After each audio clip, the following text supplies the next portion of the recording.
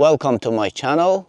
I just wanted to let everyone know that this channel is not about dental implant or any kind of medical treatment, but this is about experiences, any kind of human experiences.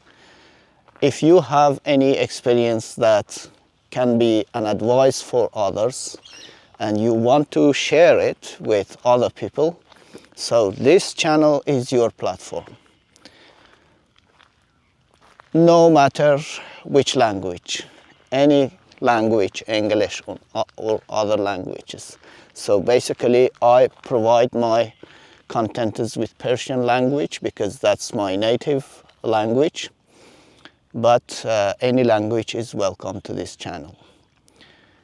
سلام دوستان عزیز این کانال. من خواستم پیش از اینکه ویدیوهای جدید را آپلود بکنم یادآور شوم که اشتباه گرفته نشوه. این کانال درباره مشکلات دندانشانی یا مشکلات صحی نیست، بلکه این کانال درباره تجربه های انسانی است، از هر نوع تجربه‌ای که شما فکرشو بکنین.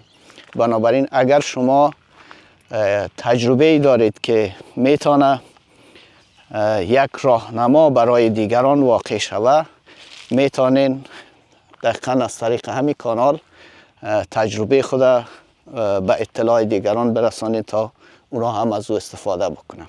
تشکر از اینکه کانال دنبال میکنین. برایتان وقت خوش و صحت و آرامش میخوایم. این کانگوروهای استرالیا رو ببینین که لذت ببرین.